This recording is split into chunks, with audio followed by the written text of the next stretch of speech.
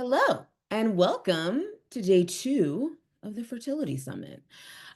So we're gonna get going because there's a lot to cover today, because today is all about the physical. But first, I just want to talk again about the agenda. So we're gonna be talking about egg quality, habits, implantation, stress. It's all gonna sort of like be in one because what you do for your egg quality is very similar to what you would do to have good quality implantation.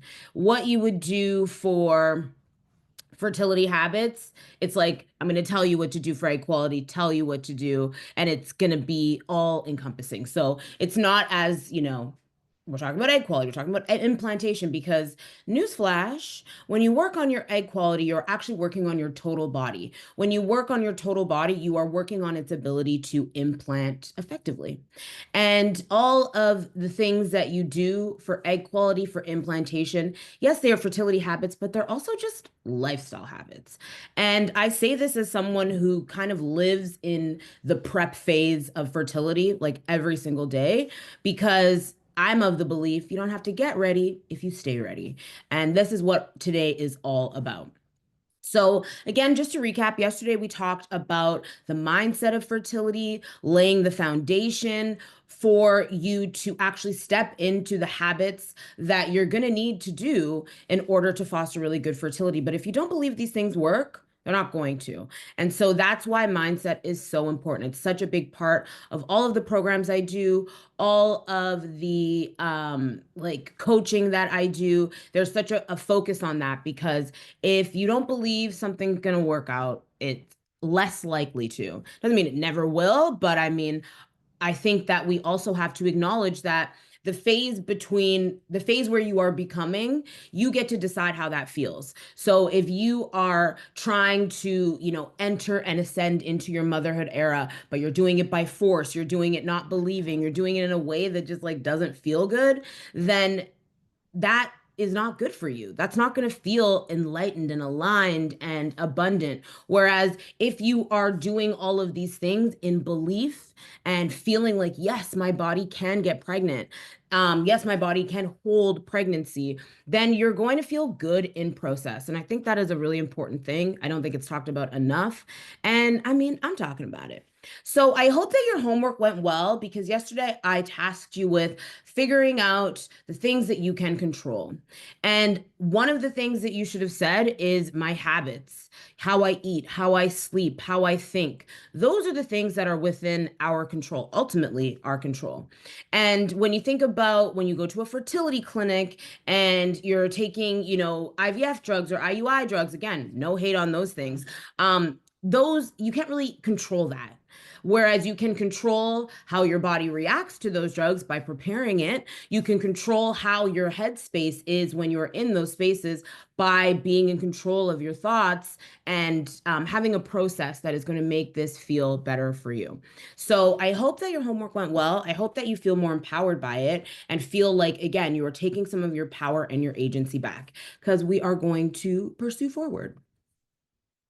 All right, so let's get physical. So now that we have done the body, or the mind, it's time to shift to the body. And again, focusing on egg quality is one of those things that when we just focus on egg quality, we're being so narrow-minded. And it's about your entire vessel. And like while egg quality is a critical piece, it's a critical piece of this puzzle. Um, there are so many things that point to egg quality. And when we look at egg quality in a vacuum, we miss so many things. And we do things that actually might impact our egg quality in the end. And what I mean by that is when you think of IVF, for instance, they'll say your egg quality is bad. We got to get IVF going. We got to like get it strike while the iron's hot. And I would argue if your egg quality isn't good, the iron is not quite hot yet, but that's my opinion. That being said, something like IVF, where it's really, really intense drug protocol, it's hard on your liver, it's hard on your gut, that is going to be hard on your egg quality. But again, when we're not looking at the frame of the woman carrying these eggs and we're just looking at the eggs, we miss a lot of things. And so, Eggs are a reflection of your overall health. Eggs are a reflection of your gut health, your blood sugar balance, the inflammation that you carry in your body. And when you create the right internal environment for them to thrive, it improves the potential and improves their potential. And I said it yesterday, I will say it again. You just need one egg. And when you're thinking about things like IVF and IUI, it's a numbers game. Certainly when you're doing like egg retrieval, it's a numbers game. And so that is different. That being said, when we are just trying to achieve pregnancy naturally or trying to, even do IVF, it's like we just need one egg. That's my opinion. And so what is egg quality? Egg quality refers to the health and the viability of the eggs that are stored in your ovaries. And we have had these eggs since the day we were conceived, and in our mother's belly, we have had the same eggs. And so, again, we have to think about our age, what we have done over our life. I mean, I had a big party era. It was like a decade long, a very intense party era.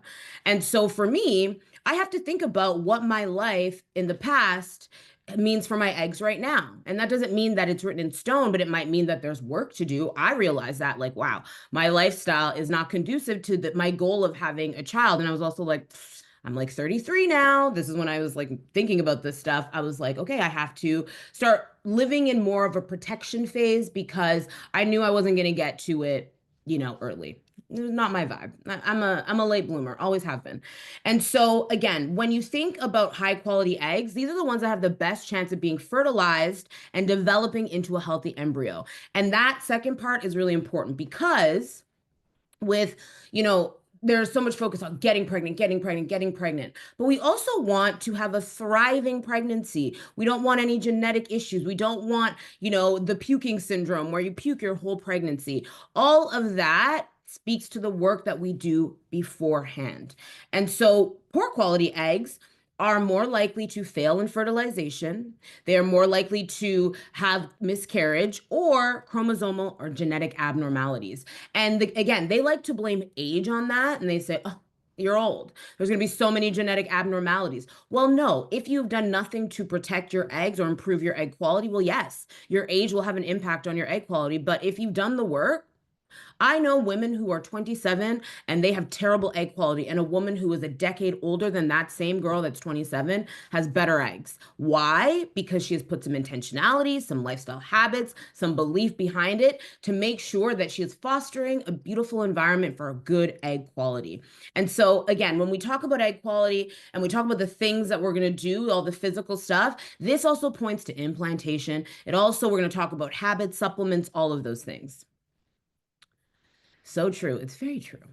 Okay, so we have to just, again, make sure that we are putting the focus in the right place because, again, when you go to a fertility clinic, they are going to browbeat you about the fact that it's age, your eggs are bad, you don't have enough eggs, and we have to divorce ourselves from that logic because it is often one-sided and incomplete. And it's incomplete because they're not doing the testing that I think they should be doing to really ascertain if someone is truly not able to get pregnant because they just like throw that around. But often they throw it around because you're easier to control when you are in a place of fear. My goal today, forevermore, is to empower you so that you go into these spaces if you choose to do so with knowledge and, again, agency behind you.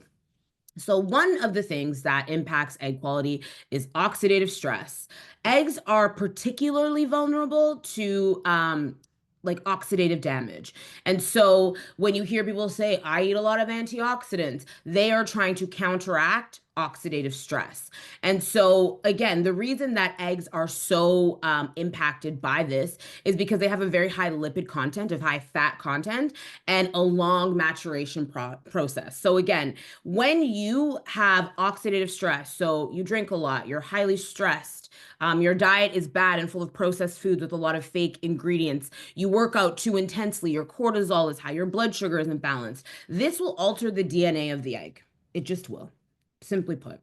And this will lead to chromosomal abnormalities. Now, when you think about age already presenting things in your past, and then you have oxidative stress, it compounds on top. to use the language of my country, c'est pas bon. It's not good. And so you want to make sure that we are taking away as many things that are going to impact our egg quality, instead putting the good things in. And also, when you think about oxidative stress, it disrupts mitochondrial function. And that is like at the root of egg quality. And so this reduces the energy that eggs need for fertilization and early embryo development. Energy is everything. I remember I saw a quote, and it's like Oprah, she was saying that she had a sign above her door that said, "You are responsible for the energy that you bring into this space." And I think that goes for just like life, for physical, for mental, for all of these things. Everything needs positive energy, and so do your eggs. And that, again, is why thinking positively, having a good mindset can also help with egg quality, because we're giving our body the energy from a physical perspective, but also mental means something too. And then when you think about oxidative stress, it also impairs the egg's ability to mature properly and be fertilized successfully.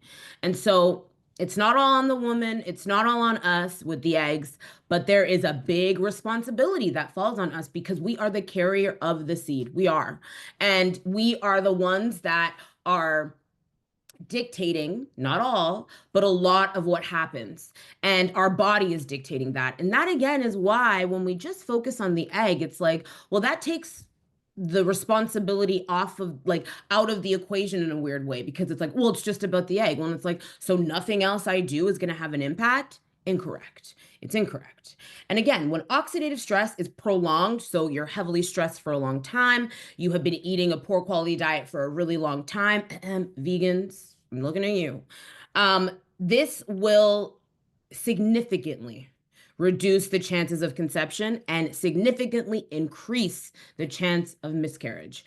And I know it can be a very touchy subject, and I'm in no way blaming anybody who has had losses before. But what I'm saying is that you have probably not been armed with the tools that you need in order to truly understand why these losses keep occurring, or why implantation is just not happening.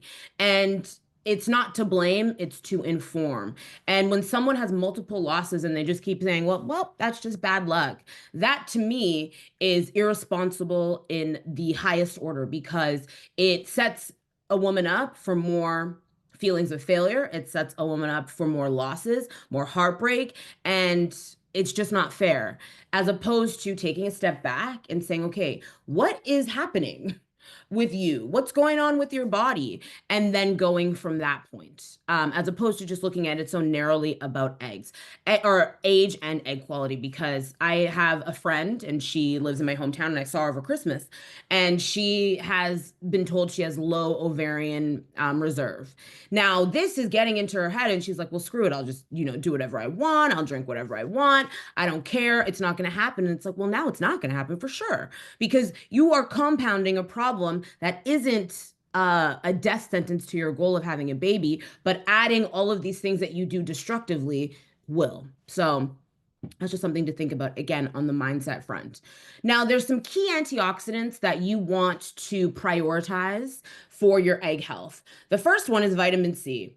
One of the most powerful antioxidants, protects cells from free radical damage, available in citrus fruits in abundance and berries. I am actually more a fan of, like, people be like, oh, I drink my Tropicana orange juice. Mm-mm. That's not what I'm talking about. I'm talking about pomegranates. I'm talking about blueberries. I'm talking about raspberries.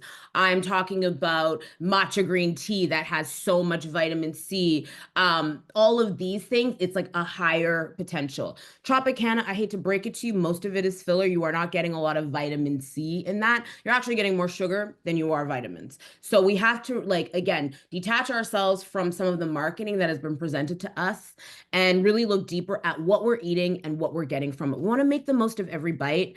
And you can supplement with vitamin C, which absolutely, but I also like a food source. The reason being is when you supplement with vitamin C, you're getting vitamin C. I love that for you. But when you're having pomegranates, you are getting prebiotic fibers from the seeds. You are getting other antioxidants. You are getting other things other than just the vitamin C.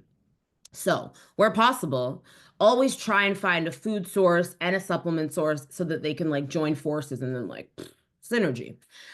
The next thing is about vitamin C is that it really helps support a good ovarian environment. I eat blueberries every single day of the week. I do not miss a day. If I miss a day, it's because I ran out and I didn't have time to go get any more because they have such a high concentration of antioxidants. This world is coming at us from all angles. The stress that we see on the news, the stress at work, the stress in our life, the stress in our body, like all of these different things. Having something like a food that you really like that is high in antioxidants, high in vitamin C, only stands to benefit you. And for me, that's blueberries. You find what works for you. And so, again, there's also a lot of vitamin C in bell peppers. So, yellow peppers, orange peppers. Is that right? That sounded weird. Anyways, red peppers, also broccoli, unsung hero of vitamin C. So again, we're not talking about orange juice. We are talking about these foods that are also exceptionally high in fiber. Good, good. Okay, so the next one is vitamin E. So vitamin E is someone joining. Vitamin E is also very, very, very important for protecting the lipid membrane of the eggs from cell damage. So I will tell you this. There is something around every single cell in our body called the myelin sheath. And this is made up of fat. And when we don't have enough good fats, so not like fats from butter, tallow, things like that, as opposed to seed oils like canola, corn, sesame, etc., those are not the oils that we are talking about. Those are actually going to disrupt that lipid barrier. But things like vitamin E, found in nuts, seeds, even spinach, those are great. But you also can supplement with vitamin E as well. This is also going to enhance the quality of your cervical mucus, which is important for being able to carry the sperm to where it needs to go. It is how sperm survives and transports to where it needs to go. And so fat, which we're going to talk about, but vitamin E as well is part of that fat profile, is very, very important. And so for some people, nuts are hard to digest. You can sprout your nuts. That's a one way to do it. Or you can just rely on seeds, which tend to be a little bit easier to digest for some people. Again, I always say to people, if a food is good, but it upsets your stomach or makes you break out, it is not good for you. Healthy foods all have to be looked at through the lens of your life and your body. Otherwise, you could be like eating something and you're like, they said it was healthy, but I feel terrible. That's never the goal. Feeling good is important. And that's why I think we have to use that barometer of I feel good, I'm sleeping well, I'm not having stomach aches, because that is a good indication of what's going on inside is starting to enter like primo stage. So again, vitamin E for protecting that lipid barrier around our eggs. The next is selenium. So this is a trace mineral and it's a critical component for the antioxidant enzymes in our body. And also, if you don't have enough selenium, your thyroid is not going to function as effectively. And again, thyroid function, if your thyroid is not working well, hormonal balance is hard to achieve. But what people don't understand is that thyroid health and liver health are kind of like twin besties.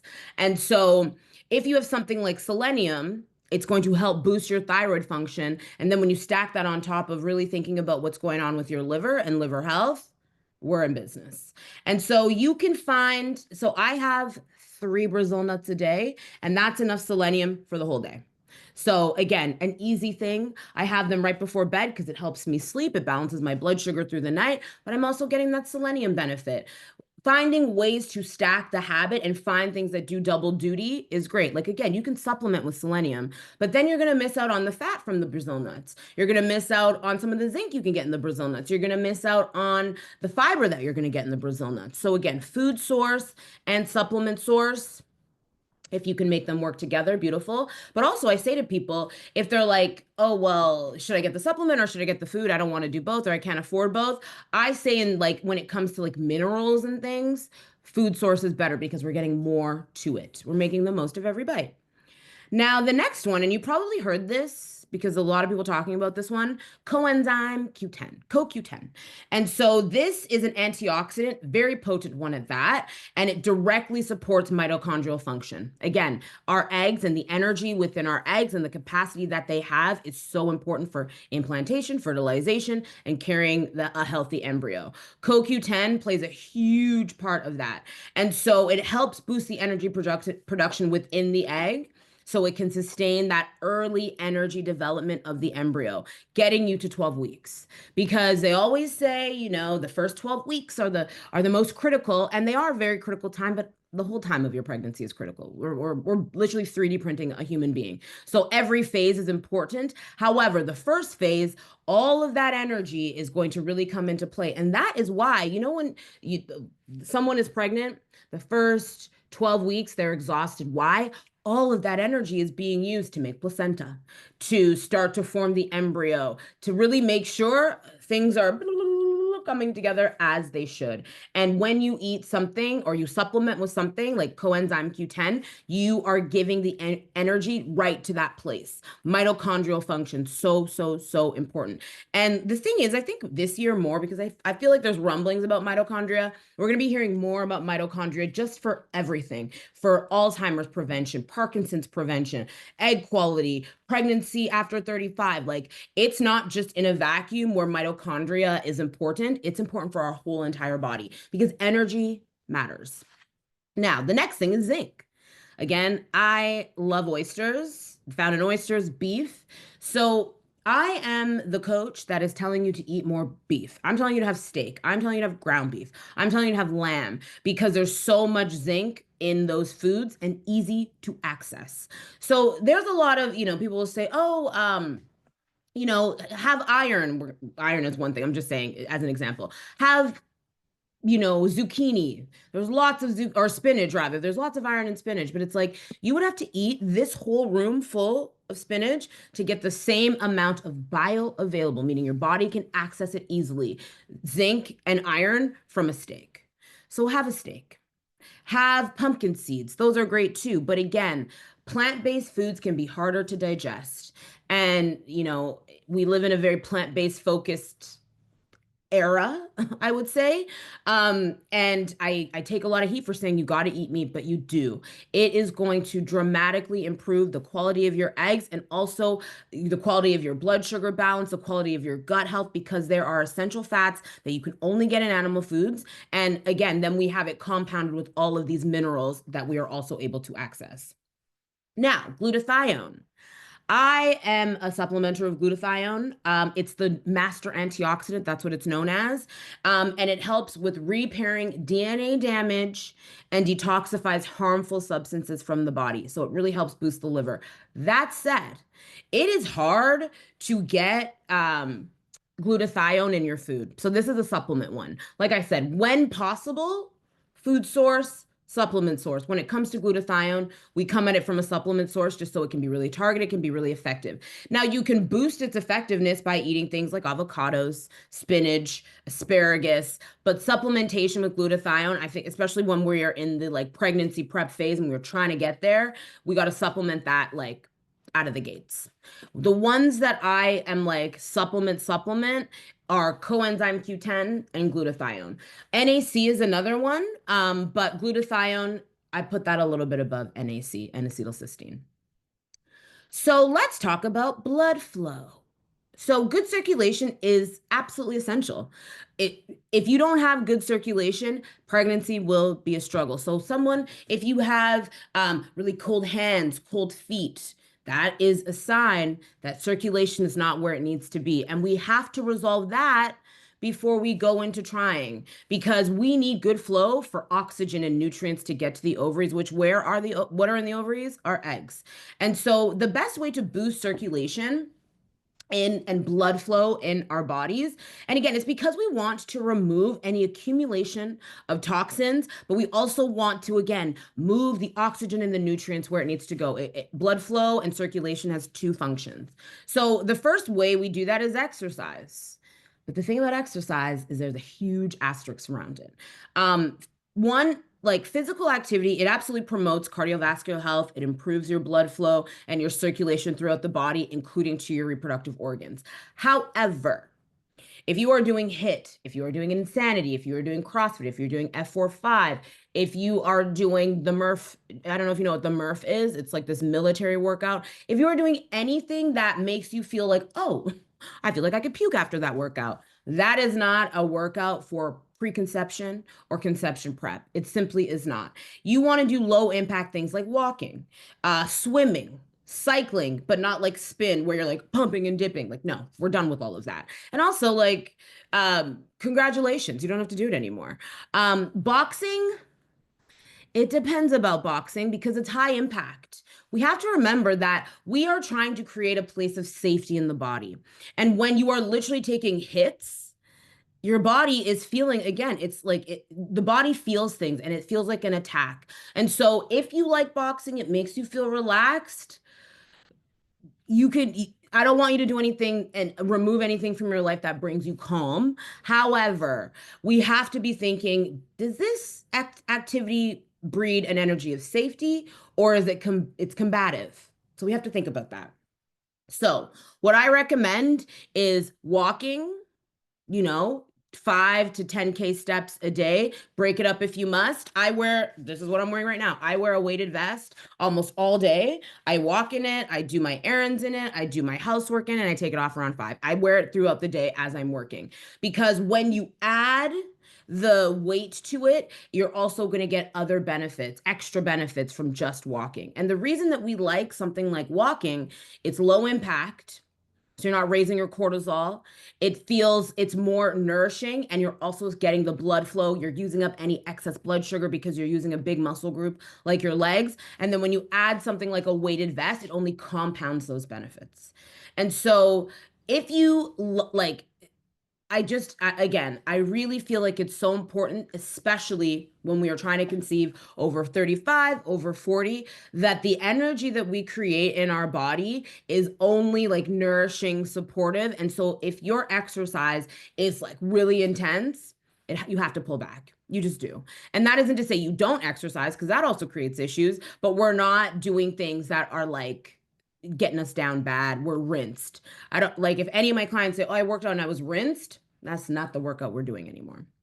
So there's also like fertility yoga, which people seem to really, really enjoy. I come from a family where we do like yoga on Christmas Eve against my will. So I'm not a yoga girl. But if you are a yoga person, there's fertility yoga that is focused on opening the pelvis, child's pose, butterfly pose, things like that, that really, again, and bring air and like life and circulation to it. Fertility acupuncture is also phenomenal. We'll talk about that in a second. Also, deep breathing. Deep breathing, like people don't give that enough credence. People think, okay, I got to get my circulation going. Got to walk. I got to do push-ups. I got to do this. And yes, we got to move our body so that we're getting some circulation going, some toxin removal. Because when you sweat, your body is pushing out toxin through your lymphatic drainage pathways, like your underarms. But so it takes the pressure off your liver to have to detox everything in your body. But deep breathing with intention. So intentional deep breathing stimulates blood flow into the pelvic region. I know that sounds like what? But it does. And so there's diaphragmatic breathing, alternate nostril breathing, where you in, that they do that in yoga all the time. These can be particularly effective. And again, what we want to do is compound these things. So if you are doing deep breathing exercise and you're walking with a weighted vest, I live for that. If you're doing fertility yoga, there's probably a deep breathing element to it. I live for that for you. There's also abdominal massage. And so this sort of has to be done by someone who knows what they're doing, because you don't want to hurt yourself, because it can be quite, I want to say, intense. It's not like where you're like, at the Nordique spa and you're just like, oh, I'm zenned out. It can be a little bit intense, fertility massage, but it's because we're really trying to get the blood flow to that area. And so it's going to increase blood flow, stimulate the ovaries, the uterus, surrounding tissues. And again, if you don't have good circulation to your legs and your hands, so your hands and feet are always cold, then you absolutely don't have good circulation to your reproductive organs. You just don't. And so those are things you have to be thinking about. In traditional Chinese medicine and also Ayurvedic medicine, they are very much like, do not let yourself get cold. Why? Because your blood gets a little bit thicker and harder to pump and circulate through your body. So you always want to be warm. Warm head, warm nose and face, warm midsection, warm hands, warm feet. When those things are warm and you're like, not like, oh, my hands are always cold or I'm always chilly, then we're on to something. We're moving in the right direction. Now, another thing is hydration. People don't talk about hydration enough. And I think that, again, is the easiest thing we can do to have better circulation in our bodies. Staying hydrated is key, crucial, important, like essential, essential, essential for maintaining healthy blood flow. Our blood is made of water. If we do not have enough water and also salts and things in our water as well in our body, we are not going to have good circulation. And I also say salts because often we drink water, especially in North America, that is demineralized. And so we expel it very quickly because there's nothing in it to hold in our body. If you go to Europe, they don't carry around big Stanleys or a wall of water bottles. They think we look insane for doing that. Why? Because their water is mineralized. When they drink water, they'll drink this water and they're good. Whereas we will drink this water, this has salt in it. So I'm good. But if they you'll drink this water in North America and still be thirsty. And that is not how it should be. And so I use Redmond's Celtic sea salt.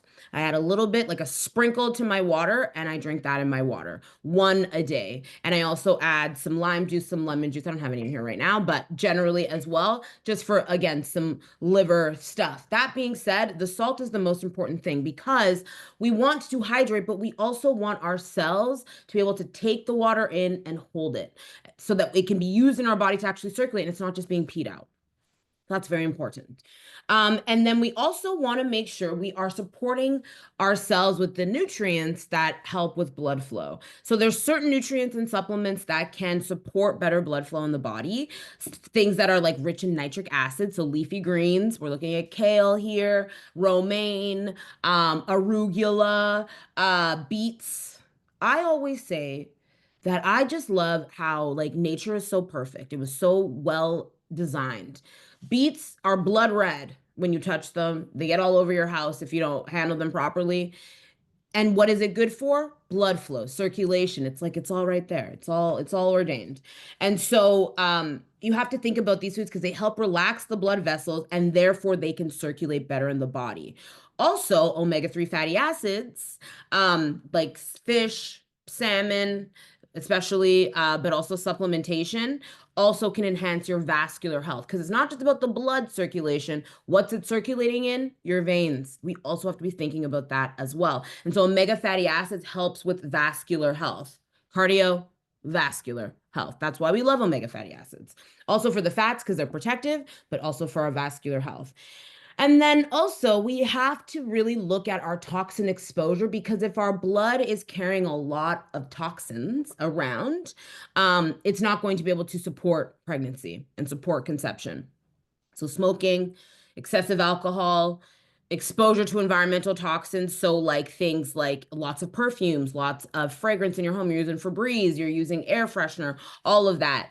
It's gotta go because these are going to constrict your blood vessels and reduce your circulation. So minimizing your exposure is what that looks like. You cannot avoid toxins in this world. Unfortunately, we just live in a world that is toxic in many ways than one. However, minimizing. So it is said that a woman has exposed herself to over 200 toxic chemicals before she even leaves the house for work. We're spraying ourselves with perfume, we're doing our makeup, body wash, skin cream, all of that has to clean up. All of it. And the reason I say all of it is because it's like it compounds. And if you're doing it every single day, that adds up tremendously. And, they'll tell you, and I say they, and we know who they are, they'll tell you that, oh, it doesn't matter, it's just whatever, it's your age. And I, again, have seen it be untrue, but I've also felt it be untrue in my own body. When I had insulin resistance and eczema, that was rooted in what was going on in my liver and gut. When I cleaned up my whole lifestyle in that sense, My liver function got better, my skin cleared up, my insulin resistance went away because all of that is a part of what's going on inside. And our liver is like the number one guy in the group, our liver. And so we have to be very mindful of like when we are adding all of these things, if our body is getting overloaded and not able to get them out, it backs up, backlogs, and just keeps recirculating in our body. We do not want that. But people will say, well, your liver is a detox organ. Well, yes. But you look at a garburator. A garburator is meant to sort of minimize and sort of help garbage be dealt with. But if you don't clean your garburator, that thing stinks. It's gross. And that's the same with the liver. You know, I will literally fight someone in the street on that one. But I don't want it because I'm a liver, not a fighter. Anyways. Okay, so let's talk about hormonal balance. So hormones regulate egg development and ovulation. And so the menstrual cycle, which is a very crucial part of, and again, the menstrual cycle, people, it's like our menstrual cycle is actually the whole period. A lot of people just think my menstrual cycle is that like 5 to 7 days where I'm bleeding. No, it's the whole thing. It's from the first day of bleeding until the last day before you start bleeding again. That is your menstrual cycle. And when we start looking at it in totality, we understand that one phase feeds the next, feeds the next, feeds the next. And so it's a complex interplay of your hormones, but there's follicle stimulating hormone, FSH. They test that at the fertility clinic. This shows the stimulating the growth and maturation of ovarian follicles. So it's where eggs develop. So when you have good FSH numbers mean that the egg is developing properly, have good, nice, mature eggs. Luteinizing hormone, LH. So when you are testing to see if you're ovulating or if you are going to ovulate, you will have an LH surge. And this is what triggers ovulation and the release of that mature egg from the FSH. That's telling us that it is now released and ready to fertilize. Some people will have an LH surge and then, or it will try and surge and then nothing happens. That is called an anovulatory cycle, and that happens to women as well. Now, estrogen is what helps the follicles develop and prepares the uterus for implantation. So estrogen is like the first half of our cycle. We have, like when we're on our period, the reason you feel so like, oh God, don't talk to me, don't call, don't write, I will get back to you, is because our progesterone and our estrogen are low. But then about your third day of bleeding, that's when I know for me, that's when I start to feel like, okay, the fog is lifting. I feel more energetic. I feel like I have it for more things. And it's because our estrogen is starting to go up. And so, what this is doing is it's preparing the follicle. Everything's starting to get ready. It's also preparing the uterus. Like, this might be the month. This might be it. This might be the egg that we are preparing, the follicles that we are developing. And it's also in kind, also building what would be the placenta and the uterine wall at some point. Now, then after we ovulate, so after all of that good juicy business happens, then progesterone is into the mix. And this is where it starts to really like it's stabilizing the uterine lining after ovulation to support a potential pregnancy.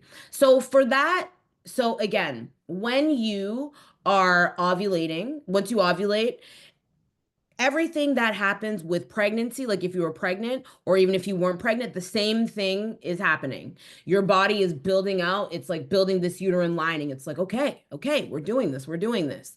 But then what happens is the egg speaks to the body and says, okay, we're here. And so progesterone keeps going up, and all of like you're pregnant. However, if you're not pregnant and there's no egg there, there's no egg that has been fertilized, then it's like, well, the progesterone is like, okay, well, I'm not making any more of this. I don't have any egg to do. And that's when progesterone falls, your period comes. The reason that people spot is because the progesterone is flagging in that 2 weeks from ovulation to the first day of your period. We do not want your progesterone to not have its own ability to carry itself and build, because that will cause issues with implantation. Because if your progesterone is low, it's also your lining is not structured well enough to be able to hold and implant a pregnancy. And so we have to be thinking about all of these hormones together because they work in harmony. And so, when people say, oh, I have high estrogen. Well, no, you have high estrogen, but you probably have low progesterone because it's not able to fight back. You also have to look at, people will be like, oh, I have low progesterone. Well, no, you probably just have an estrogen dominance, likely from lifestyle factors, because estrogen is the food we eat, too much plastic, all of that acts as fake estrogen. And so we have to be looking at it in totality. It is not a vacuum. It is a home where everyone lives there and has to live in harmony. And so they work together to ensure the eggs mature, that you ovulate on schedule, you're ready for fertilization. If these are not together working well, the delicate balance is disrupted, and this will significantly impact your fertile function. It just will. And this goes for someone who is 24. This goes for someone who is 44. It goes for everybody. And that's again why I think we miss the mark, because we just tell women, oh, well, you're old. Well, no, maybe it has to do with the fact that for years your hormone function has not been well managed, but we can manage it now. We can do the work now. And so there's common conditions. There's like PCOS that can impact your egg quality. This is one of the most common causes of hormonal imbalances nowadays. And the reason I think we are seeing so much of this in women over 35 trying to get pregnant is because all of us were suggested or put on birth control because we had hormonal problems in our teens. As opposed to them saying, well, here's how you fix your hormones. Here's how you eat. Here's how you live. They say, take this pill. We'll talk to you in 20 years when you want to have a baby. And then you take the pill away. And not only are those hormonal problems still there, they are worsened by 20 years of ignoring them. And so that is why I think we are seeing so much PCOS in women that are 33 plus, because we were just given a drug and told, shut up, it's fine, when it wasn't. And so PCOS can be characterized by excessive androgen, so male pattern hormones. So that will affect how your body behaves, because we need female pattern hormones. Yes, we all have testosterone, but not in the quantities that women with PCOS have. Also, the thing about PCOS is it's often diagnosed as a hormonal issue. It is a metabolic issue. Often you will see insulin resistance in tandem, prediabetes in tandem with something like PCOS. When you fix your blood sugar, PCOS symptoms almost virtually disappear.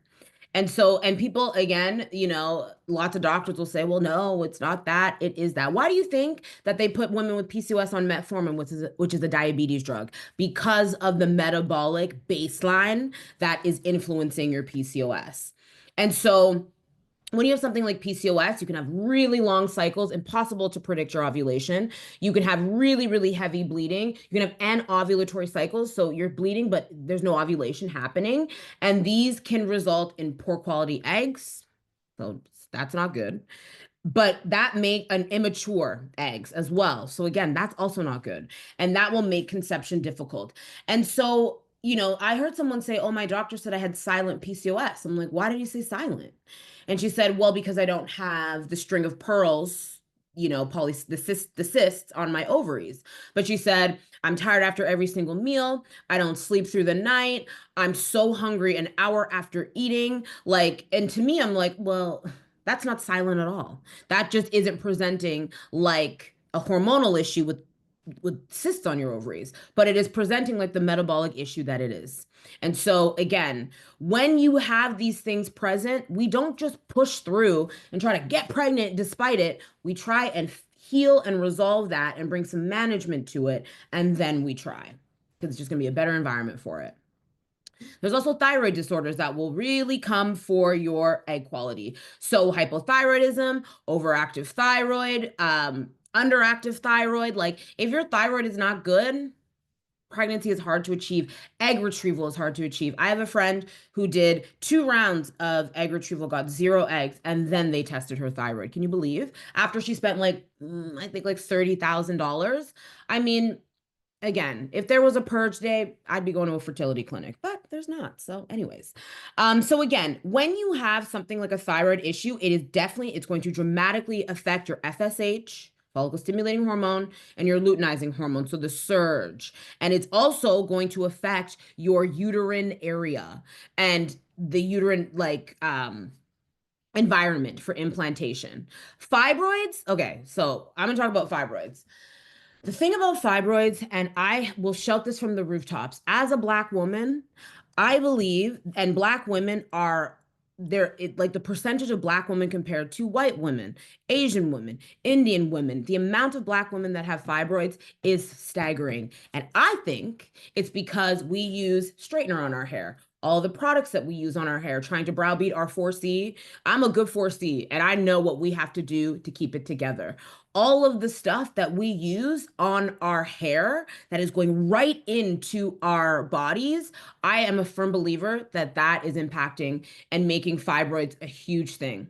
And so when I work with women that have fibroids, we are doing a lot of toxin removal because that's what fibroids are. There is something that is creating this environment where the hormones are just truly so out of balance that now we have literal other like organs forming in our body. We don't want that. And it can be hard to be like, okay, well, what am I going to do about my hair? What am I going to do about this or that? But I tell you, I feel like the research is going to come out and I will be validated. It is the stuff we are using on our hair. From the time I was little, we were putting on Just For Me. If you're not Black, I don't know what that is, but it's like relaxer you put in your hair. It is made of lye. Lye literally dissolves bodies. Like there's serial killers who have used lye to dissolve bodies so they don't get caught. And we're putting that on our hair to straighten it. That has an impact. And then you add on top of that, you're also breathing it in. When you're relaxing your hair, you're going to a salon and you're sitting there all day, and all of that is getting breathed in. When it comes to fibroids, the detox mechanisms and pathways have to be worked on with like such precision and diligence. And it can be challenging to give up some of those things, but your fibroids will shrink when you start giving up those things. They will. So I'm gonna do a fibroid workshop in like a few months. I have some other things on the docket, but it's like it's for my sister girls because I know that that is a big part of why we have fibroids way in higher percentages than any other demographic. So that. So also something again that is going to affect egg quality is low progesterone. It just will. Insufficient progesterone levels is going to prevent your uterine lining from developing. Because, like I said, estrogen is helping the egg get together, the follicle stimulating, all of that. Once we ovulate, progesterone takes over, and that is what is building that uterine lining for good implantation and carrying a baby to term. What happens in that 2 week wait, also known as your luteal phase, is so important. And if the hormones aren't there, you either won't be able to achieve pregnancy at all, or if you do, there will be genetic abnormalities after.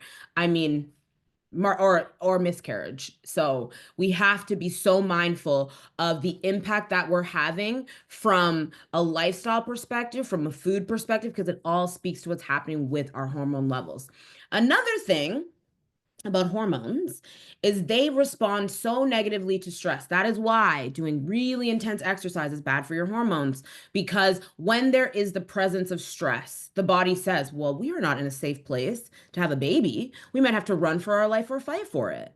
So we're not going to get pregnant. We're going to turn off these sex hormones because we are too busy just trying to survive. And so that is why we have to calm down. We have to, like, if the choice is sleep longer or skip the workout, we're sleeping longer. If the choice is to walk versus run, we are walking, because that is going to bring calm to the body, safety to the body. And the body is going to say, well, now I feel like we can make life. Because when there is peril around us, perceived or real, the body goes into protection mode. And protection mode is not, oh, let's get a baby in here, because you are very vulnerable when you're pregnant. The body knows that. And so that's why those hormones shut off. So the key nutrients for your egg health: antioxidants. So we talked about that. Vitamins A, vitamin C, vitamin E, selenium, beta carotene. All of these are going to neutralize free radicals. So oxidization is what happens from free radicals, because when you are like the bonds in our body, the enzymes, the things, they're pair bonded.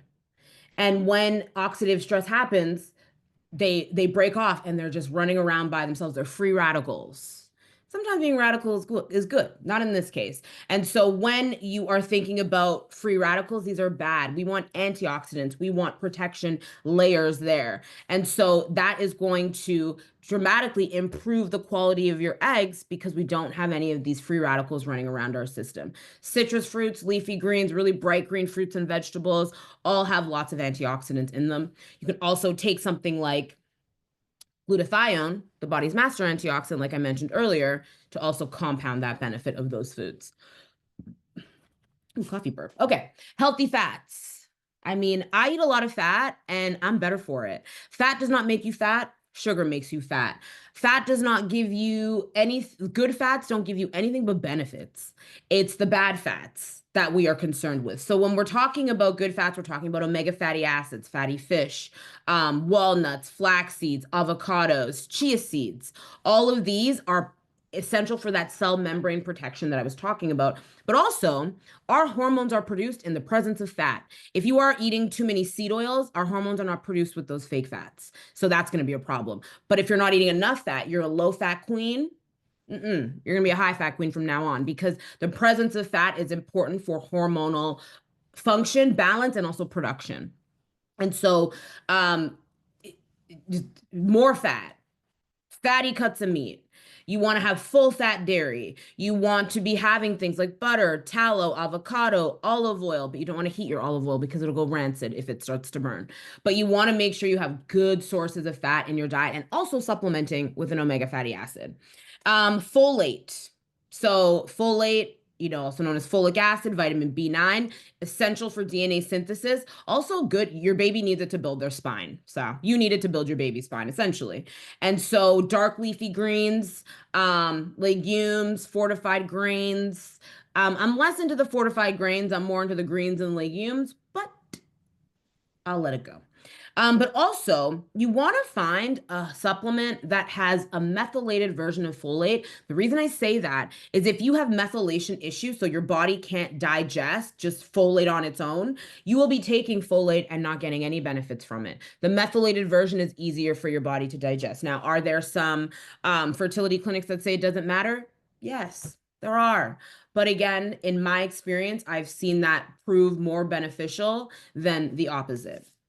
Zinc, which we talked about, but also iron. Iron is crucial for the oxygen flow and transport in the body. Steak, red meat, lamb. That's where you're going to get the most easy to digest food source iron. You could eat spinach until you're blue in the face and you will not be able to extract the same amount of iron as just having a steak.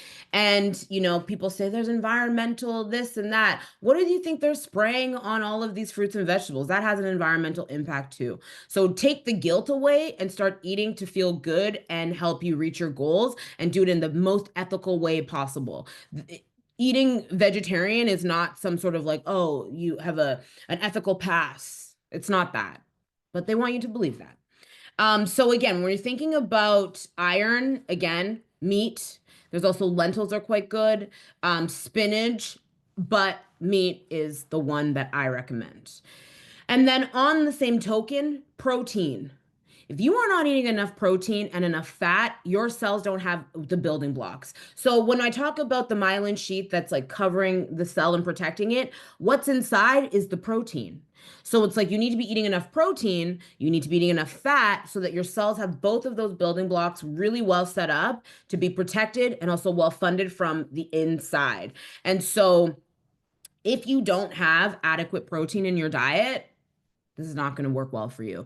From animal-based sources, the reason I say that is because it's easier to assimilate and absorb into your body. Plant-based proteins can be also very carbohydrate rich. Something like quinoa. People are always like, quinoa has so much protein in it, but it's a carb.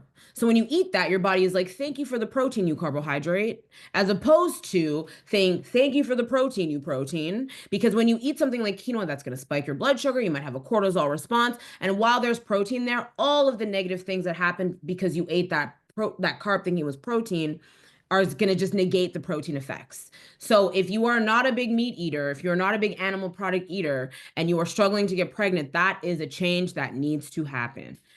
Coenzyme Q10, which we talked about, I recommend supplementing with that. And then vitamin D. I sit before you on a cloudy day in Toronto. It is always cloudy here in the wintertime. So supplementing with vitamin D, if you live in North America, especially if you live somewhere like Canada, for instance, where I am, I was born in the northernmost metropolitan city other than Siberia. It's called Edmonton, Alberta. And there are super high, we have one of the highest rates of MS. We have one of the highest rates of eczema and skin issues in that city and in that region because vitamin D is so hard to come by. And if you aren't supplementing with it, you simply do not have enough. I have dealt with skin things my whole life growing up in a place like that. So vitamin D is a vitamin, but it also acts as a hormone as well. It plays a really key part in your ovarian function, hormonal balance. Now, getting, some like unprotected sun is gorgeous. I love that for you. However, if you live in Edmonton, if you live in Toronto, if you live anywhere where it's overcast a lot of the winter, especially, you must supplement. You also can get a lot of vitamin D in egg yolks. I put egg yolks. I make a nice fatty iced coffee. I also make it hot. There's egg yolks in that. Salmon, dairy products, full fat dairy products. There's a lot of vitamin D in those things. But notice how those are all animal-based foods. Again, I cannot stress enough to you the importance of animal-based foods in your life. I can't. And so, speaking of nutrition, eggs require a wide range of nutrients to develop, but what's also important is your body's ability to take in those nutrients. I can't say it enough. And so but when you were talking, so we've talked about the foods that you need to eat. Let's talk about what you're not going to eat. Processed foods. Processed foods, one, you are filling up on nothing. There are people in this world that live in obese bodies and they are malnourished. Why is that? Because they eat food that fills their belly, but it doesn't nourish them at all. And that to me is like bonkers. It's like you're eating so much food and you're still malnourished. It doesn't compute. And so you want to avoid refined sugars, refined seed oils, unhealthy fats, additives, because it's going to affect your gut function. That's going to affect your nutrient absorption. If you can't absorb nutrients, you cannot do phase one liver detox, which means that you can't do phase two liver detox, which is getting all of the toxins out. So avoiding processed foods is key. Real foods, whole foods only. Now, I always say to people, you got to leave room for life because we only get one spin around this block. That said, if you are over 43 and trying to conceive, they're gone completely. We have more work to do in less time. And so we have to eliminate these factors and just completely eliminate them. So we're working with a clear road ahead. You also want to incorporate a variety of the good things. So blueberries, strawberries, but you're also having red peppers and yellow peppers. You're also having broccoli. You're also having carrots. You're having beef. You're also having lamb. You're having chicken. Like you're having eggs. You're having dairy. You're having all of the things. And I say dairy if you can handle it. If you're lactose intolerant, no dairy. But you want to make sure that there's a variety. So you are getting a variety of nutrients from all different places. You're getting different types of fiber, different types of antioxidants, but it's all coming together to create a complete picture. And you also want your plate to be balanced. I said this yesterday, and I will repeat it. Women don't eat enough. We just don't. We are all victims of diet culture. It's come for us all, especially if we're over 35, because we literally grew up in a time where they were advertising like candy and sugary cereals off the back of like Slim Fast while we were watching morning cartoons. Like it's embedded in our brains. But we need to make sure that our plates are full of complex carbohydrates. They are full of really solid proteins, good healthy fats, good vegetables for the fiber, a balanced full plate. If you find that you eat and you're always snacking, always needing a snack, always needing something sweet, one of two things is happening. One, your blood sugar is not balanced, and what you are eating, you're either eating what's on your plate incorrectly and it's causing a blood sugar imbalance, or what's on your plate is not good for blood sugar balance. Or two, you aren't eating enough. You could have the best things on your plate, but if it's in too small of a quantity, your blood sugar is going to flag. And so you want your plate to be balanced, but you also want it to be full. Next, stress and cortisol. So I mean, oxidative stress, we talked about that. But chronic stress leads to elevated cortisol, and this will negatively impact everything in your life: your sleep, your digestion, your liver function, and then by extension of that, your reproductive health. And so when you have high cortisol levels, it's going to disrupt your hormone function. Like I said, hormones cannot be made and balanced and thriving in a place of stress because your body is just not prioritizing that. It believes it has to prioritize survival and not thrival. That's not a word, but you know what I mean. And so you need to make sure that there's a sense of peace and calm in your life.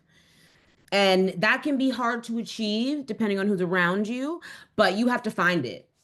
Sometimes it's about removal, sometimes it's about management, but you have to find it. It's one of those things where people are like, well, but this, but that. It's like we don't have time for excuses. And that's in the sense of stress. And I mean that very seriously. And so also stress will constrict and make blood flow near impossible, and it will move all of the blood flow from your midsection where your reproductive organs are, where your gut is, where your liver is, to your arms and your legs, believing it has to fight for its life or run for it. And this is going to impact your ovaries, your egg quality, your uterine lining, your everything. Also, it's going to increase your oxidative stress. Like when you're stressed chronically, you are having a very, very impactful, negatively impactful effect on your body as far as the oxidative stress. So it's literally oxidizing as we speak if you're super stressed. And so no amount of antioxidant behavior is going to be able to outgun a life that is just super highly stressed. So we always have to look at that. One of the things that we do in the Mama Bear program is the stress audit, because my stress is different from your stress. Your stress is different from my stress. But understanding what your stresses are means that you can put in personalized things to get ahead of it. Straight up. And then, I think what we forget is that when we're stressed, we make bad choices. When we're stressed, we're more likely to order fast food. When we're stressed, we're more likely to stop for food as opposed to making it at home because our capacity we simply cannot handle another thing. But when we lower our stress level and we create more space, there is more space because we have more capacity. And that's very, very important from an energy perspective, but also just from a perspective of you being able to step fully into all the habits that you're going to need to step fully into in order to achieve pregnancy if that's what you want to do. So, acupuncture is fantastic. I love acupuncture, fertility acupuncture, any type of acupuncture. Honestly, acupuncture combined with what I talk about as far as fertility, diet, and lifestyle, like that is where we just like, oh, the heavens parted. And, God said, hey, because truly that's where you see the biggest like shift because there's just some things that I cannot address that an acupuncturist can. And when you work in tandem, honestly, beautiful things happen. But exercise, good sleep, deep breathing exercise, having a good community around you, all of that is going to help to lower your stress and cortisol. The people around you really matter. I know that like sometimes it can be like, oh, you're the some of the five people you hang out with. Yes, but also those people imprint things on you. If you are around people that are always like, oh God, we're old. Oh my God, I'm rickety. I'm this or I'm that, you're gonna start to feel that. Get rid of that person or tell them to shut up about that when they're around you. If you're around someone who's like, oh, well, my eggs are old, we're old, la, la, la, you have to divorce yourself from those ideas. And it can be very hard when the people around you are not. So I'm not telling you who to hang out with, but I'm just saying, be mindful. Now, sleep, the connection between sleep and reproduction cannot be pulled apart. Our body operates on a 24-hour circadian rhythm cycle. That being said, as females, we also operate on a 28 to 35-day period cycle. But within that 24-hour cycle, that's where key hormones and rest and assimilation of nutrients is all happening. It cannot happen if we are still moving and living and doing all these things. And so that's why sleep is so important because FSH thrives when we have good sleep. LH, luteinizing hormone, thrives when we have good sleep. Progesterone, same thing, thrives when we have good sleep. And poor sleep will dysregulate your hormones. I'm someone who sleeps really, really well, but I think it's because I have really good sleep hygiene at the same time. I go to sleep around the same time every night. I eat something before I go to sleep, something very small like Brazil nuts, so that it balances my blood sugar, so I sleep through the night. There's no cortisol blood sugar issue happening in the nighttime while I'm sleeping, so I sleep all the way through. And so finding a good sleep like thing, good sleep, what was a routine is crucial. Because if you don't sleep well, it's going to affect your cycles. So hard to spot when you ovulate because your cycles are irregular. It's like you got a 28-day one, you have a 35-day one. It's not going to work well for you. It's also going to reduce your egg quality because you don't have restorative sleep. So your eggs aren't able to your body isn't able to rest and mature those eggs without the presence of us like living life. And also impaired implantation. I know someone who was struggling to get pregnant, and the only thing they changed was sleeping better, pregnant. So sleep, we don't think about it enough because we think like nutrition, this, that, sleep, rest. We have to create a place of safety. You know what says I'm safe? Being able to sleep 4 hours and not feel interrupted. So we also have to look at toxins and environmental factors. We do. And I said that before with the fibroids, all of the things that we put on our body, we breathe in, that we put on our skin. So when we eat something, we have a liver that's kind of our backup plan. While, we still can't ignore the liver, but when we breathe things in, that goes right into our bloodstream, right into our body. When we put it right on our skin, like really perfume or really strong smelling, like Bath and Body Works, that goes right into our bloodstream and starts circulating in our body. And so, plastics and food packaging. If you have plastic food storage containers, throw them out as soon as this is over and buy glass ones. Even when I order takeout, I will take that food that comes in styrofoam or plastic and I put it into glass. I can't control what happened from when they took it from the restaurant and brought it to me, but I can certainly change what happens when it comes to me. Pesticides, herbicides. So if you are eating a lot of vegetables and things, use the Dirty Dozen Clean 15 pesticide list to see the things that should be organic and the things that maybe shouldn't. One thing I will say is anything that is on the Dirty Dozen, so that's the 12, I think it's 14 foods now that have the highest pesticide exposure. When you buy those things frozen, they tend to have less of that pesticide exposure because they're not, the preservative part of the pesticide is not there as much. Now, again, our budgetary threshold matters, but it's like if you can't afford to eat all organic, maybe you don't eat all the foods on the Dirty Dozen list and you refer to the Clean 15 list instead. Household products, air fresheners gone, open a window, clean the house. Use essential oils as your air freshener. If you're using like Windex and Lysol, find other options. In the Mama Bear program, we talk all about this. Personal care products, your skin cream. If you have like a 17, a 10 long step skincare routine, that has to change. That has to shift. Because you don't need all of it. If you are healthy from the inside out, that's the best anti-aging you can get. But it's like just the amount of chemicals that are in and things that are not good for us. In a lot of beauty care products, they can hide so many things under proprietary blends. So we don't even know what's in them. We just have to be like, oh, I hope you care. But a lot of them don't. So that. And then also environmental pollutions. We don't have as much control over this. We just simply do not. And so we have to just, again, do the things we can do. What we can control is the plastics and food packaging, the pesticides and herbicide exposure as far as the food we eat, household products, personal care products. So when we go out into the world and we're breathing the dirty air potentially, that we at least have some other protections and other controls. Can't control everything, but the things we can control, we should. So it's one thing I will say is also just like be mindful of things like seafood. Seafood can have a really high heavy metal exposure, like high mercury fish. Just again, I think seafood, I love seafood. I think it has a lot of minerals for us, but the sea is it's not a good place right now. There's a lot of stuff in the water. And so if you eat a lot of seafood, you just want to be careful about that type of exposure to chemicals because it's one that we don't think about. Um, and yeah, I just think that when it comes to toxin exposure, what happens in our home where we spend a lot of time, in our car where we spend a lot of time, can actually have like a marked improvement on how we feel and how our bodies behave. What happens when we're at our friend's house or we're out in the world or we're at the office? We can't necessarily control all of that, but what we can control, we do. So, age and mitochondrial health. So, while age does play a role in egg quality and egg quantity, it's primarily because of mitochondria. Again, the energy within these cells. And over time, as we age, the energy becomes less efficient, but it doesn't need to if we do the work to make it not.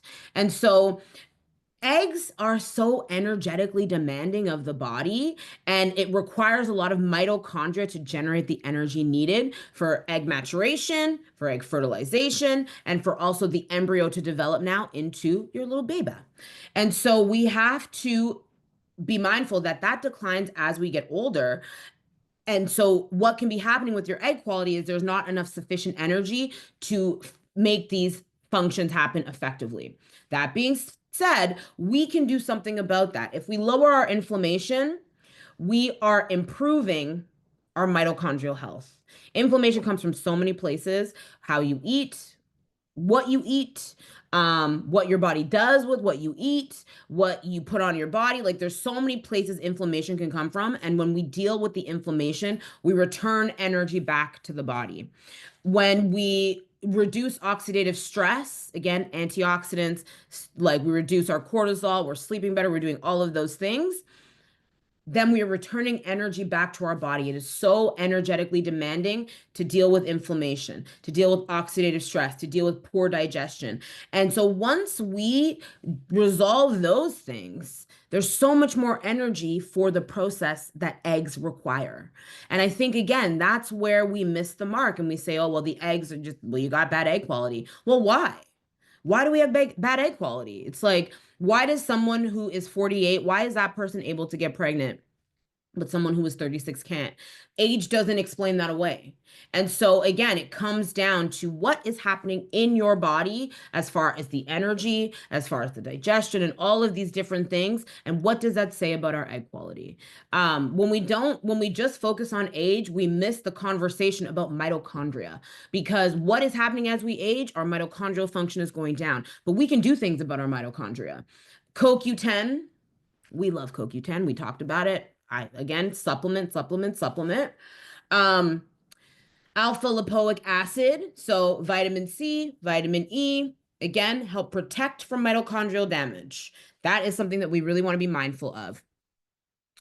What is my opinion on ubiquinol versus CoQ10? I'm a CoQ10 person. I just think for me, there's more evidence for me that CoQ10 is the one. You can take ubiquinol if you want, but I think that if we are prioritizing one over the other, for me, it would be CoQ10. Just because of the research and also my experience and seeing it work really well with women, with some of my colleagues, we all sort of like use CoQ10, and that's the one that I tend to suggest for my clients. You're welcome. NAD, so like NAD plus precursor, that's going to do is, again, it compounds and it enhances mitochondrial function. Mitochondria, energy. What we forget again about egg quality is the energy. It's the energy is the issue. Is there enough energy there for these things to happen, for these processes to go down? And then omega fatty acids. Why? One, the protective layer around our cells. Two, for the hormone production and balance. But three, if you have good fat, like fats help reduce inflammation in the body, good fats. And so omega fatty acid. Also, a balanced and nutrient dense diet. It cannot be overstated. What you eat matters. And that's why when you go to a fertility clinic and they say, do you smoke or do you drink? And they don't ask you anything else, it's like, well, missing the mark, and also taking your money, yet missing the mark. So that's annoying. So foods rich in antioxidants, proteins for the amino acids and for the cellular health, healthy fats, and then also energy boosting foods, vitamin B foods, things like whole grains. I know carbs are like demonized. Everyone hates carbs. Carbs are bad. Carbs are bad. No, carbs are bad because we eat them incorrectly, and we also rely on carbohydrates that don't have good function. It's like if they've been stripped of all of their fiber benefits and they're just like soft, like white bread. Well, no, that's not a good carb. But if you are eating rice that has been cooked and cooled, it has resistant starch, that's good for our gut. We eat it in the right order, then we can take from that carb the energy, again, with the energy needed for functions in our bodies. So again, sometimes it's not about not eating the food, it's about changing how you eat it. So let's talk about the dudes. So here's the thing. Male fertility affects so much more than just the DNA identity. I think that men kind of get a pass where it's like, oh, well, you're a guy. It's all on her. She's the egg, she's the pregnancy. But no. When you think about males and what they offer from conception, so their sperm count, motility, and morphology. So if you have good sperm count, it's more likely to reach the egg. There's just more, it's a numbers game with sperm. It really is. But also motility refers to the sperm's ability to actually swim. You would have thousands of swimmers, but if they're swimming in circles because they're idiots, they don't have tails, that's not what you want. And also morphology. So again, morphology is like sperm count and sperm motility is what they look at, but morphology is really, and fragmentation are two of the things that we miss a lot. So we want to make sure that the sperm is there's enough to get there, that they're swimming in the right direction, and they have the strength to actually penetrate because all of those things matter in together. Um, my husband brags about how great his sperm quality is because the fertility clinic tells him that. If they've not tested his fragmentation, he can't say that. But a lot of places don't unless you ask. And sometimes you really have to be like, do it. We're paying you so much money, do it. Because they won't do it. It's crazy to me. It's also infuriating. But again, men get a pass. They're just like, oh, test the sperm and it's fine. But it's like, if there's pregnancy not being achieved, it's not just your body, it's also his body too. Men should be doing the same work. All the stuff we've talked about today, if your partner is not willing or down to do it, I'm not going to speak on your relationship, but that's not a good thing. So we also have to think about fertilization, DNA integrity, the genetic material that is carried by the sperm. It's carried by the sperm. And so if it's not intact, it is going to impair fertilization. DNA fragmentation or damage. So again, they are not testing DNA fragmentation. They are not looking at the full picture because this can lead to failed fertilization and produce embryos with abnormalities. So that's why it's frustrating to me when there is an abnormality and it's blamed on egg quality and we don't know what the sperm fragmentation is. Because if they're like, if it's not together, if it's not all together, this is a problem. And DNA integrity, like again, we have been told that it's just your eggs, it's your eggs, it's your eggs. But now we know that if fragmentation of sperm is not tested, we don't know what's going on with the sperm for real. We only know if it swims in the right direction and how many of them are, but we don't know, are they busted up? Is there DNA issues? Because that's going to affect the quality of your pregnancy or even if you implant in the first place. And then capacitation. So sperm undergoes a maturation process just like eggs do. And that is what enables it to actually penetrate the egg. If you don't have good sperm health, that is going to impair this process. And then it's going to affect the chance of fertilization. Straight up. And so when fragmentation is not tested, we don't have that picture. And that is an issue for me because then all of the burden is placed on you and you're getting poked and prodded and drugged and this and that when it was a sperm issue in the first place. So if fragmentation has not been tested, get it tested. Also, the implantation. So embryo quality. The quality of the sperm affects the quality of the embryo. An embryo with genetic abnormalities from poor DNA sperm quality or integrity, it will fail to implant properly and could lead to miscarriage, early miscarriage. So within the first 8 weeks. So again, You're thinking, I'm having miscarriages because of my body. Instead, it's him. A man's world, I tell you. We live in the wrong world. And then epigenetic factors. So sperm contributes to epigenetic modification. So think above genetics. Genetics, epigenetics. And so so for embryo development and implantation, we need good epigenetic factors. So how you eat, your blood sugar balance, all of that comes in the sperm. And poor quality sperm is going to affect that. And again, the pointing to whether you have like a sick baby, whether like the issues your child has, like as far as their wellness, comes from the sperm. And they don't talk about it, but I am. And also pregnancy outcomes. So miscarriage risk, like I said, can be down to the DNA fragmentation. And if they are not testing DNA frag, it's like, shoot me in the foot. My goodness. Because then again, we're doing all of these things on you and the needle's still not moving. We're still having miscarriages, still this and that. And you're getting blamed. Meanwhile, it was your partner the whole time. And placenta development. So genetic contributions from the sperm will influence the development of the placenta. So again, if you have placenta issues, it's the sperm. It's crazy to me. Even when I say it, I'm like, and I don't hear it enough in mainstream. Like, I don't hear enough clients coming to me and saying, oh, well, they tested motility, morphology, and fragmentation. I don't hear that enough. I don't hear it at all. And that makes me angry. So here's the thing about sperm, male factor, all of the things that we talked about for egg quality, it's the exact same for sperm quality.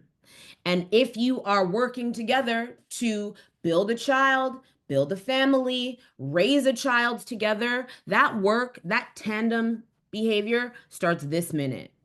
It's not now, it's me, and then later he jumps in as dad. No, no, no, no, no. We prep together. And if you are doing this prep on your own, when you find the person that you want to do this with, you prep together. You are going to be parents together. Even if you get divorced, you're doing this together. And you need to make sure that you are both at a really solid baseline of health before you enter into trying to conceive. If you are getting the testing done, make sure it's a full, complete picture. Someone said, same. My clinic said my husband's sperm is great, but I've never heard of fragmentation. Isn't that wild? It's a bitch. They're bitches. Not it's a bitch, they're bitches. Sorry for the profanity. Okay, so let's talk about Mama Bear. So this is the 6-week fertility reboot. It starts in 2 weeks. It starts on January 20th. So everything that we talked about in this workshop is what we're going to do in Mama Bear. So every single week for 6 weeks, there is a live workshop. The first week is all about fundamentals. So talking about fertility over 35 in the action plan. It is a little bit different trying to get pregnant over 35 than it is when you're like 27 or 28. Are there some similarities? Absolutely. But there are some differences because you've lived longer. We have a little bit more cleanup that I want to do. We're also going to talk about basal body temperature training. Being able to track your ovulation comes down to knowing how to track your ovulation. A lot of people get these kits and do all of this, but your body tells you. And knowing what your body is telling you doesn't just serve you understanding when you ovulate, it serves you understanding this is happening inside. Maybe I need to do this. Maybe I need to do that. We're also doing an affirmation workshop because I want your mind right before we get into the rest of the stuff. And we did some of that yesterday, but we really, really build on that because it's so important. Again, if you are going into these spaces, fertility clinics, etc., you need to have a suit of armor ready because they will say things to you that will hurt and that will penetrate you, and you are going to be tempted to internalize it. But I want to make sure that you don't because it's a medical space. They don't know everything. In the second week, we talk all about the fertility diet. The workshop is the egg quality masterclass. So all of the things we talked about today, we expand on it for like an hour and a half. There's also the fertility diet workshop, understanding the fertility plate. So the fertility plate is different than, say, a blood sugar balancing plate. And a lot of people, again, miss that difference. And so they might be eating for weight loss or muscle build and thinking, oh, that's eating for fertility, but they're not. And then also there's a fertility diet cooking class and a recipe packet. So all of it comes together so that you have a blueprint to follow as we build upon in the weeks. Every week builds on the next. The third is all about the root causes. And so the first root cause is your blood sugar. That's the most important root cause of all.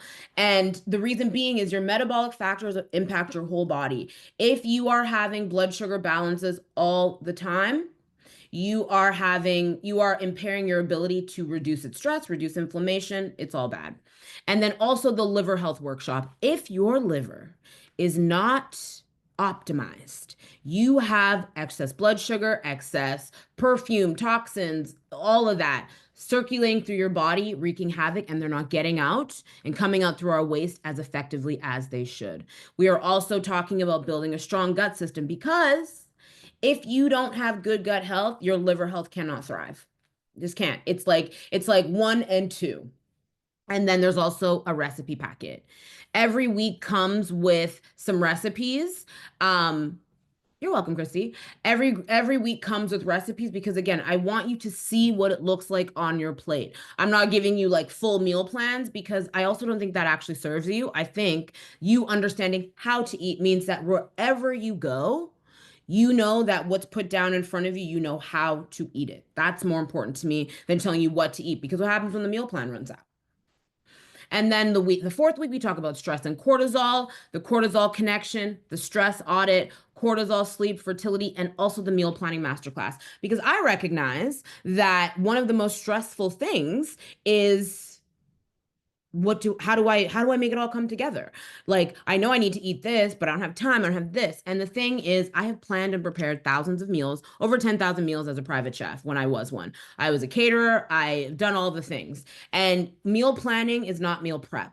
And that's where people get confused. Meal prep is just picking meals, making them, eating them. Meal planning factors in so many things, and we talk about it. The fifth week, we talk about inflammation because if you are inflamed, nothing's going to work.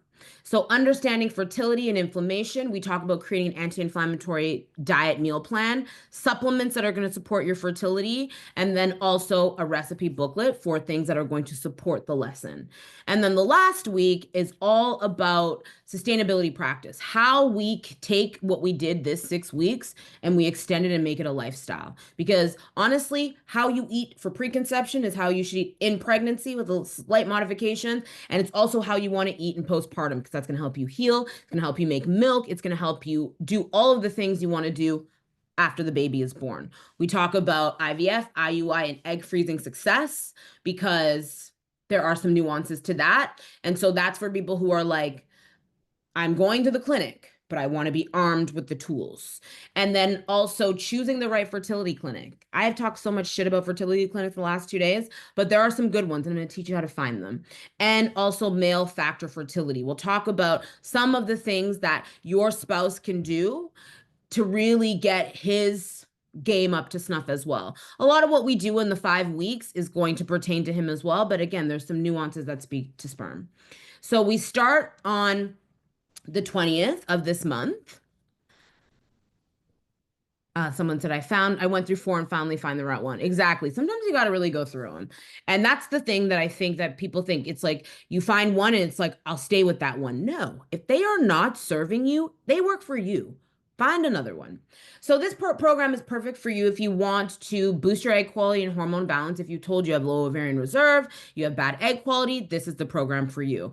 If you also feel like you don't know what to do, you haven't been given the support other than lose weight, go to the clinic, do this, stop smoking, this is the course for you because after all of this, you will have a full and complete protocol package, but also the support in between to actually implement these things. And you're also ready to make the change. I think that that's a really important thing for me to mention is that you have to be ready to do it. It's not light work. It's going to be a modification of some of the things that you do in your life, but it's going to get you where you want to go. And you're going to have a full plan, the lifestyle and the mindset strategies to do all the things that we talked about today, especially from a physical perspective. But guidance, because I think that some people will say, well, take CoQ10. Well, like, how do you take it? When do you take it? What do you take it with? Is it available in food? All of that is within this program. And also, like I said earlier, you will feel good in this process. What I see so often is people do things that feel very punishing, feel really like they're deprived, and then they wonder why they feel so terrible. And it's like, no, you want to feel good, nourished, warm, open, supported, because that's what you hope to feel when you're pregnant, when you're postpartum. We cultivate that energy now. So the cost of this program is $297. We start on January 20th. That's when the first module opens up and all of the information is there and the link to the workshops. The workshops are Saturday with the exception of the week of February 14th, because that's Valentine's Day weekend. That workshop will be on a Wednesday that week. Again, just because Valentine's Day. Also, if you're interested, the VIP day is tomorrow and it's from 10:30 to noon. It is an opportunity for hot seat coaching, asking questions. Again, it's a nice first step. Like I said yesterday, sometimes when you take the first step, it can be really scary to take that first step. But the first step often illuminates the path for you. And I wanted to make an option that felt accessible for everyone to get a few questions answered so that you can start taking the steps that you need to take should Mama Bear not be for you. I will also say that I do offer one-on-one personalized coaching if you want all of this, but you want it completely tailored to you, your lifestyle, your journey. I also do that as well. I sent a link in yesterday's replay email, and I'll send another link today to book a call, and we can sort of talk about your case and see what options work for you. I have one-off sessions, 4 sessions, 3 months, 6 months. There's all options available to you for making this happen. Because, again, whether you join this program or not, or whether you do the VIP day tomorrow or not, I want you to carry forward everything that you've learned over the past 2 days and put it into action. You can look over this replay, you can take notes, and you can start for yourself. Again, I am, having a coach or someone, it just sort of, the path is there for you. I've created it for you. But you can also create it for yourself if you want. And I have, I'm not one of those people that's like, you have to do this or else you won't get pregnant. That's not real. If you are ready to dedicate and you are willing to take the time, because it will take a little bit more time to figure it out, of course, if you do it on your own, but it is figure outable. But I need you to approach all of these changes and all of these things that we talked about with the belief that your body can do it. Your body can conceive, it can sustain healthy pregnancy. We talked about Marie, who had 6 losses before her seventh was the baby. We talked about Kristen, who just could not move the needle for like a year and a little bit and then finally did. I mentioned my stepmom, who had a baby at 48 when she was told her whole 20s, 30s, and early 40s that it was not going to happen. It can happen for you. If you are having a period, we can do it. And I honestly think that you have to let that wash over you and sort of like be in you, be about you, because you're not alone on this journey. You have a partner who should be working and doing this hand holding with you at the same time. I'm here to support you on this journey every step of the way. If you want to allow me to, I would love to. It'd be my pleasure. But you have to remember that you can do this. Believe that you can do this. Affirm to yourself every single day, I can do this. If you believe in God, pray for it every single day. If you believe in the universe, visualize it, write affirmations, use your crystals, whatever it is. I want first for you to foster the belief that it can happen. And then second, we're going to start putting one foot in front of the other with all the habits we talked about today to align the belief with the action, because that's really where it goes. So again, I want to thank you so much for spending 2 days with me. It was a bit of a beast today, a lot of information. It came at you fast. That being said, all of this stuff, when you implement it, you will not only feel more empowered and powerful in this journey, you'll feel good. You're going to sleep better. Your digestion is going to be good. No more gurgly stomach, no more burping, no more constipation. You are going to feel more energized. You're going to be in a better mood. You're going to feel fuller from your food and feel like, wow, I ate that and it was delicious and I feel good from it. And that is the point. That is what I want to impart on you today, is that you can do it. So if you have any questions, now is the time. But if you also have any questions about Mama Bear, about the VIP day, about